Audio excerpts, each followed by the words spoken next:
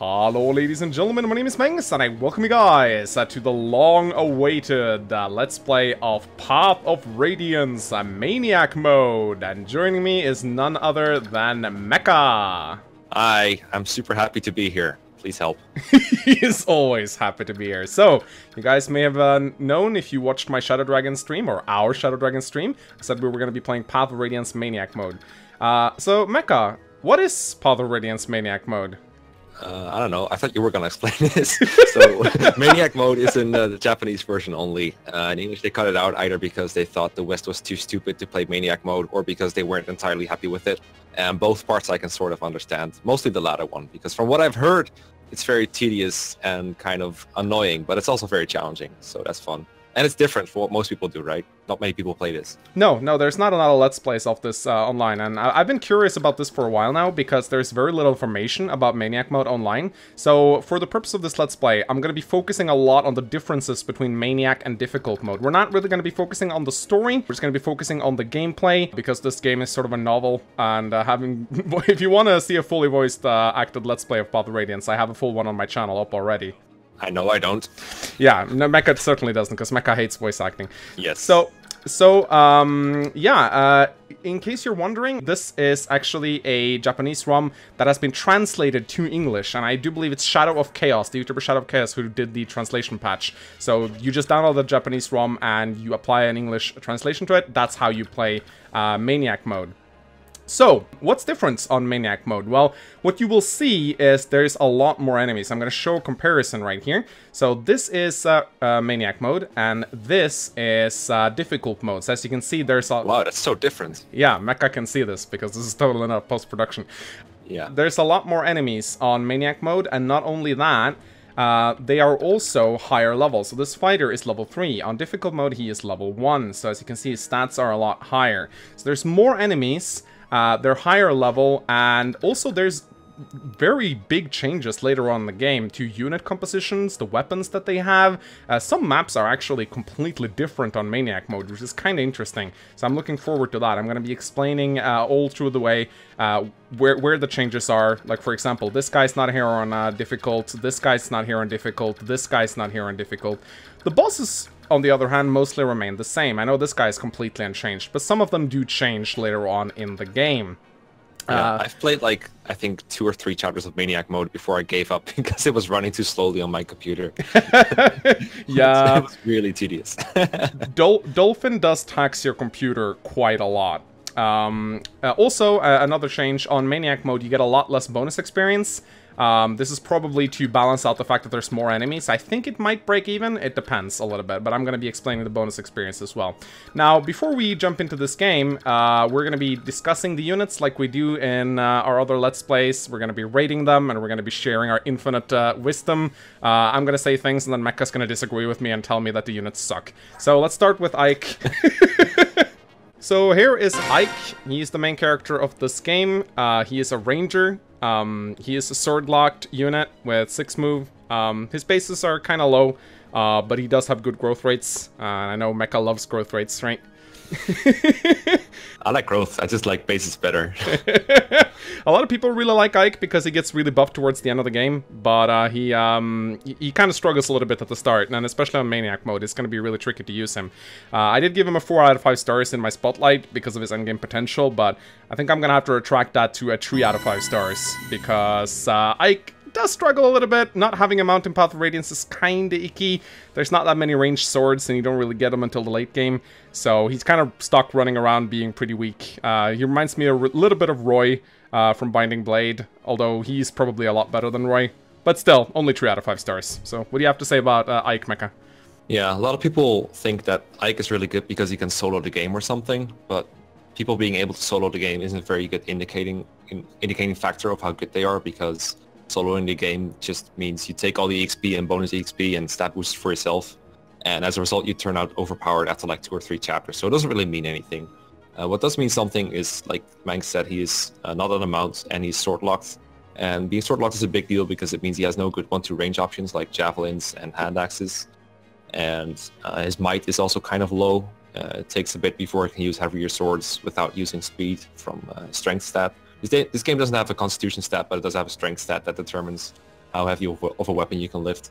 And I think particularly in Maniac mode, Ike is gonna like struggle to one-on-round KO, let alone like even hurt enemies. I've even had cases in like hard mode in the English version where Ike was struggling to hurt people early on. So I think he's kind of bad at that point. He gets better at some point, but not too great at any point in the game besides the final 3 chapters. So I think 3 stars is probably good. At some point, it's going to feel like a 2-star unit. I just know that. But I'm going to be fair. I'm going to say 3 stars for now. I'm also going to say that in Maniac mode, I've been told this via a person who has done a Let's Play of Maniac. Every single enemy almost in the late game has 1-2 range weapons. Every single enemy halberdier has short spears. And every single Vibrant Lord in the endgame has like a short axe. So that really hurts Ike. Although he will get the Ragnall at some point and be able to retaliate against them. So we'll see.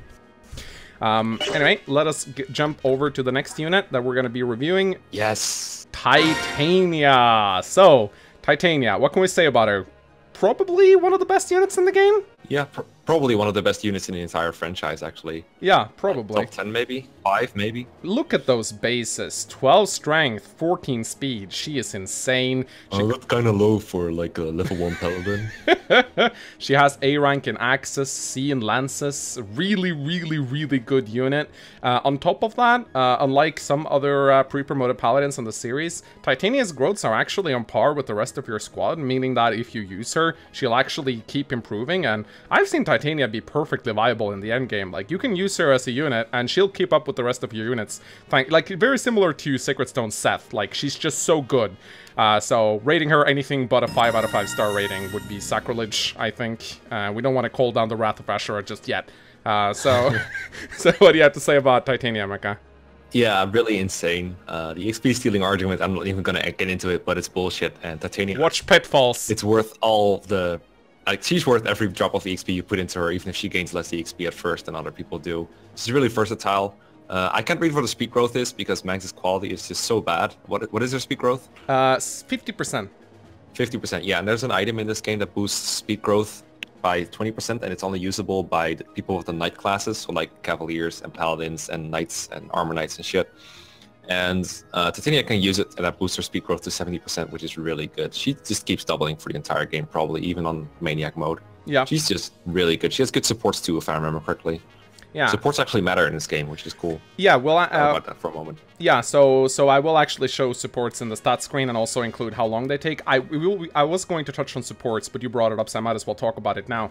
In this game, supports actually are built by the amount of chapters that you healed units together in, which is really nice. So you just progress supports automatically. Some supports are really slow. Like with Ike, it takes Titania 26 turns to build an A rank support, but with Mists, she builds an A rank support in just 9 chapters. So some supports build really quickly, and support bonuses are also very substantial. Titania's light affinity is not fantastic. It gives her some plus hit and some plus defense. But for example, Ike's earth affinity boosts avoid by a crap ton, which can really, really help out. So supports actually do matter in this game, and Titania can support a lot of the starting crew. Although her support with Ike is really slow for some reason. I don't really know why. Yeah, but she has a pretty good... Oh wait, I think it's Ike who has a support with Oscar. I forgot if Titania has one. Oh yeah, I will talk. Titania has a support with Ike, Boyd, Riz, and Mist. She does not have a support with Oscar. Oh yeah. We'll talk about the Oscar support when we get to him. I was gonna bring that up as well. So, you didn't say a rating, but I'm pretty sure we can guess. Yeah, 5 stars. Easy. Exactly. So, speaking of Oscar, here he is. Oscar. Really cool guy. He's a Lance Knight, so he's locked to Lances, but that doesn't really hinder him at all. He's every bit as powerful as the Cavaliers in the other Game Boy Advance Fire Emblem games. Oscar is a really, really solid unit. We forgot to mention one thing about mounts in this game. They have Canto, and the Fire Emblem 4 variant of Canto, which allows them to actually move after attacking, which is just insane.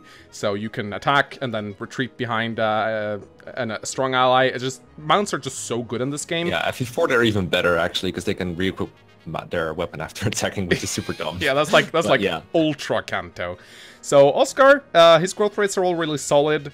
His bases are decent. He comes with base 6 strength, 7 speed. A little bit on the low side, but once you give him a couple of levels, he should grow pretty well. And it's nice that he at least is locked to lances so he can throw javelins. That really does matter a lot. One thing that really is worth mentioning is his support with Ike, which is really, really good. In only 11 chapters, they can build an A rank support, and they both have the Earth affinity, which is, in my opinion, the best affinity in the game, because it purely boosts Avoid. So if you can get an A rank support between Oscar and Ike, they become almost unhittable when they're together on the front lines, which is really, really nice. So I rate Oscar 4 out of 5 stars. Really solid unit. Difficult to rate any mount in this game below a 4-star, to be fair, because of Kanto, but Oscar is certainly a very valuable unit. Yeah. It's kind of hard to like put a rating on Oscar. I don't really want to put him on the same level as Titania, but he's still really, really strong. Like he can use a Night Ward just like Titania to get a 20% growth boost in speed, and that alone guarantees that his speed is going to be insane. 30% actually. Oh, is it 30%? Damn, yeah. So good. So that puts his that puts his speed growth up to 75%. Yeah, it's insane. It's so good. If you're gonna like pick any weapon to be locked to, you either want to be lances or axes, because those both have like 1-2 range options. And after promotion, Oscar can pick another weapon type. Then he can just pick axes and have like the most might possible. I think he gets like E axes after promotion, but that still gives him the ability to use steel axes and hand axes, and that's all he needs really. So really good unit. I'm gonna say 4 stars just to put him below Titania, because he is like significantly worse, but he's still super good. So, let's talk about the last unit. Boyd. I like Boyd. He's cool. Boyd is really, really strong. If you put a little bit of effort into him, axes are pretty good in this game, I find. And once Boyd gets rolling, oh my god, he can tear through maps on his own. I really like Boyd. He's just got such good potential. His bases are actually pretty good. The fighters in Fire Emblem do tend to struggle a little bit sometimes. But 7 base strength and 6 base speed is really, really good. He also has a 60% strength growth and a 45% speed growth, so he's not even slow. So if you're a little bit lucky with his level ups, he will level up very well. And because weapon weight is counteracted by strength in this game, once Boyd gets a couple of strength level ups, he can use Steel Axis unimpeded and hit extremely hard. So I really like Boyd for that reason. I rate Boyd for 4 out of 5 stars. I would say that maybe he's not as good as Oscar, but he certainly becomes as good as Oscar with a little bit of training. So it's hard to give him anything below 4 out of 5. Yeah, Boyd starts out in a bit of a speed hole because I think he loses some speed from his Iron Axe actually. And that means that for a little bit, yeah, that's 10 weight. So he now has 3 speed, which means he cannot double. But since his strength growth is so high and his speed growth is decent, at some point he will be fast enough to double. And at that point, I think he has the highest attack value in your team. Besides Titania, so that's going to make him really valuable, especially in Maniac. I think for that reason alone, because I think he'll have trouble damaging a lot of enemies really quickly, I think Boyd is worth the 4 stars you gave him, just because he's so strong. And I think he supports Titania, right? So that's pretty good. He does. It does take him 20 chapters to build an A rank support, so it's a rather slow... Yeah, it's more like a B rank thing, I think. But he does support. He does have he doesn't have a support with Oscar, which is kind of weird, but he does have a bond support with him. So if you place them adjacent to each other, they give each other 10% crit, which is kind of nice. Yeah, it's pretty cool. I think Boyd is nice to have, especially early on. And, you know, for long term, he's like, he doesn't have a mount, but everything else about him is like perfect, so whatever. Right. So, in order to get the perfect bonus experience, bonus experience is another thing that Path of Radiance does, which I really, really like. If you clear this chapter in 4 turns, you get normally 200 combat experience on difficult, but on Maniac you only get 100. But still, it incentivizes you to push forward and clear the maps quickly, so that you get bonus experience to give away in your base. So we're gonna try to clear this chapter in 4 turns, if at all possible. Every turn that you spend after that reduces your bonus experience somewhat, so you do actually want to push forward, which I think Mecha's kind of happy with.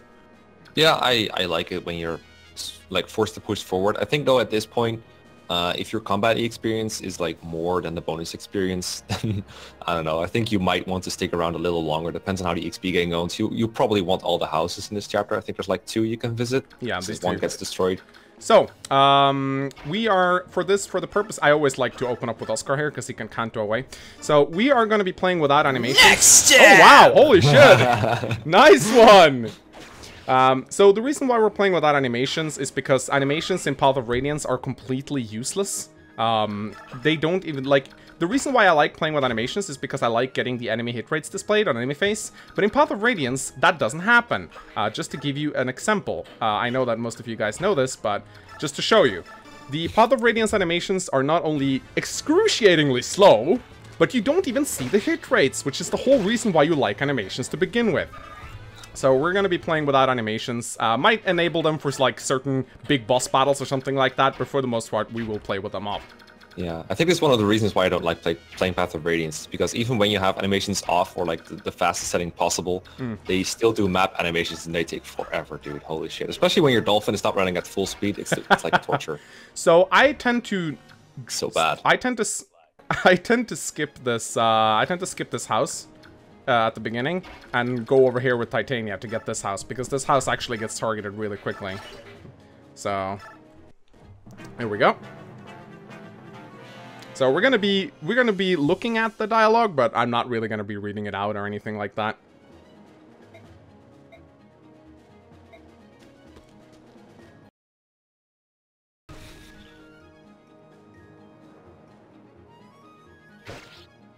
Oops. Boyd, careful. I think he should be fine. Also, I think because my Ike leveled up speed, yeah, he doubles, which is really, really nice. Well, these guys are weighed down by their iron axes, so I think Ike almost always doubles, at least in English hard. Yeah, he might. There we go. Would be nice if Oscar got another crit. That was a nice start to the map, for sure. Nice counter up by like 10 already, by the way. Yeah. Although you're using it as like a way to describe things as opposed to just saying nice, so maybe it should be worth half as much. Yeah, it's half as worthy. Just like bonus experience in Maniac mode, right? Right. Okay, it's better now. Okay, I think. Good. Let me just know how the lag goes. We're having some difficulties with lag. So Boyd is gonna get murdered here. He's on down to 3 health already. I think we might want to visit this house on this turn. It seems like if Boyd needs help, that might be more important.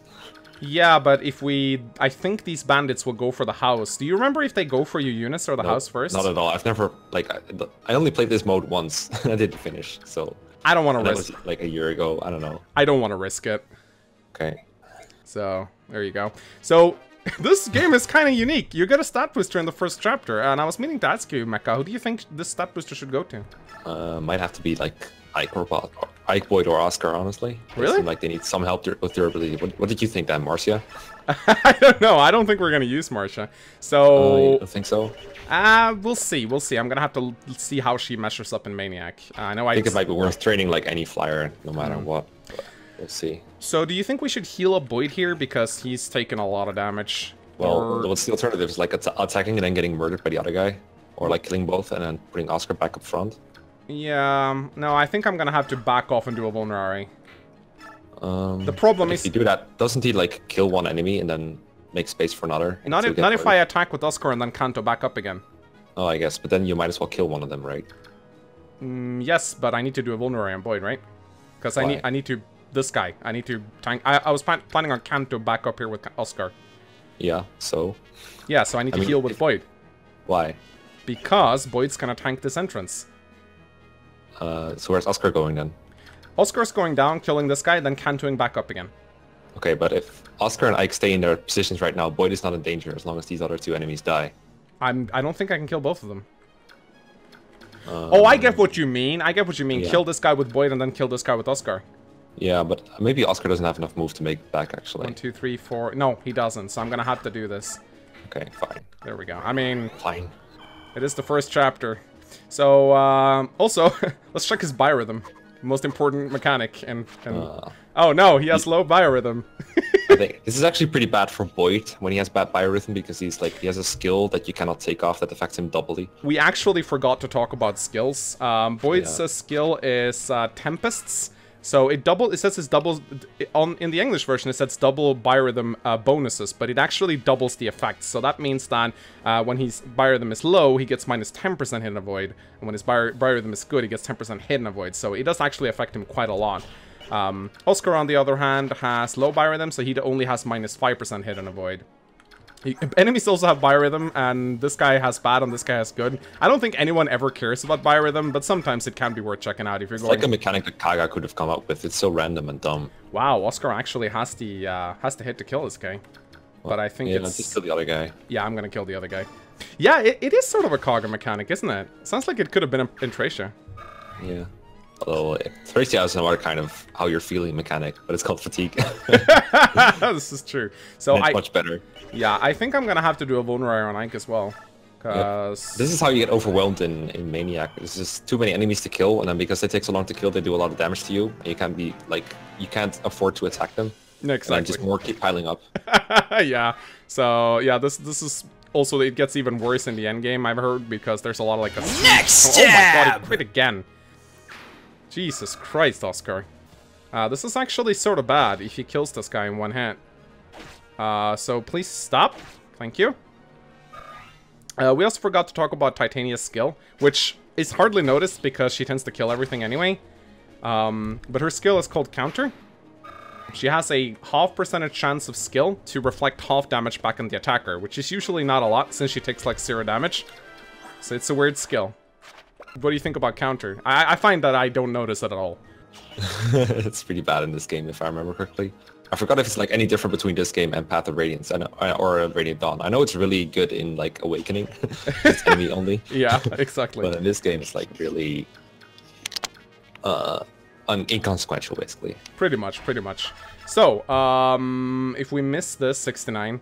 If we miss this, then Boyd actually dies. Casual 69. Casual 69. So I think what we'll do is we'll have Ike kill this guy. Possibly? We also got this guy coming in from the side, but I might just have to deal with him with Titania. But then there's also this guy. I mean, they can't both attack Ike, because he doesn't clear a space unless he crits. This is true. But I was thinking about moving Titania up here and then putting her in front of the boss. Because boss kills actually give Titania a lot. Yeah, well, if you're still going for the 4th turn, that might be the best way to go about it. You might be able to make it to the 4th turn if you move Ike up real quick. That's what I'm planning. So I need to mute for like 2 seconds. I'll be back though. Right. Okay. All right. So now I'm gonna place Titania here, and the boss is probably gonna suicide on her on enemy face. And then if I put Ike within ceasing range, we should be able to get the 4th turn clear. Let's see if let's see, my Ike has 6 movements. If I kill this guy, 1, 2, 3, 4, 5. Damn it! So that means that I'm gonna have to put Ike here. He's gonna get attacked anyway. He's gonna get attacked. This is true. So if we put him here, he should be fine. And then we gets can. 3 KO'd, right? Yeah. Or 2 KO'd. Yeah. Because if it's 2 KO'd, he's in danger. No, he does not get. He gets 3 KO'd. Yeah. But I also remember we gotta visit the we gotta visit the house. The OG house. Yeah. And well, you can do it next turn. Oh yeah, yeah. This is true. I can heal this turn and then visit the house next turn. Mm-hmm. You're running through your vulneraries really fast. I am, but we get Riss next chapter, so. I don't think Riss is like gonna be able to do everything on his own, but you kind of have to heal anyway. I do. So we'll put him here, and then we'll put Boyd. I don't want to. I don't think he has to heal if he's out of range. No, but I'll put him here. Want to attack next turn? It might be safe to heal. I think I want to attack. So this is Maniac mode. It's not supposed to be easy. So I hope I didn't miscalculate with Ike. No, he definitely does not get. Oh god damn it! I just realized I open up an avenue for attack now. If they gang up on him. Or if the Myrmidon moves in front of him, he cannot seize. Okay, he got defense though. I think the Myrmidon doesn't have enough movement though. No, I'm talking about the guy from. Oh, nice one. He dodged. I'm talking about the guy from the south. This guy. Oh, well, whatever. He's gonna dodge anyway. Yep. No, he dodged, so he's fine. Oh, nice. He actually would have been fine, I think, assuming he took 6 from the other guy too. I missed that part. Because he leveled defense. Gross matter. Alright, so here we see why Titania is the best unit. Iron Sword. She's amazing. She kills things. Titania quits was simply amazing. She a redhead? Yeah, Rad has red hair too. Yeah. There we go. You looking for a fight? Sure does. Get it. Think she one-runs him. She sure does in English, yeah. Oh my god, she's so good. There we go. Yeah, she's a good recipient for boss XP because boss XP is like overkill for everyone else. Although this was like 23 XP, that's not a whole lot. No. Maniac mode in action. Yeah, exactly. So, yeah, of course, because the boss aren't changed. Now, what I like about Path of Radiance is that the thrones do not actually have a void, so the bosses are a little bit easier to deal with. So that's kind of nice. So what we'll do now is we'll get as many kills as we can, then we'll see some turn 4 to get the most amount of battle experience. I think Oscar might be able to kill, or at least do combat against this guy. And then we'll visit the house with Boyd.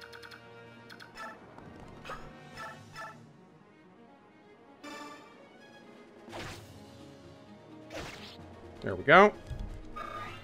And then we will visit the house with Boyd. And it's the money man, Mecha, look! Oh, yeah. Yo! Money is important! There we go. And Steel Sword. Good voice acting. Now, the funny part is, actually, the Steel Sword can be decent on, like, this chapter if he needs a little bit of extra damage to kill. So, I think it stops him from doubling, though. Yeah, it does, definitely. So, we'll kill this guy with Titania, and then we will cease on turn 4. Wow, so fast. There we go. It took us like an hour to record this. I know, right? Actually, it's more like half an hour, so it's actually pretty good. And that, ladies and gentlemen, is Chapter 1 of Maniac Mode, cleared in 4 turns. Oh, I always wanted to say that. Track of turns now. Yes, we are going to keep track on turns. So, Mecha, what should they do? Like and subscribe. Yeah. To Mecha. Right. See ya. Bye. Bye.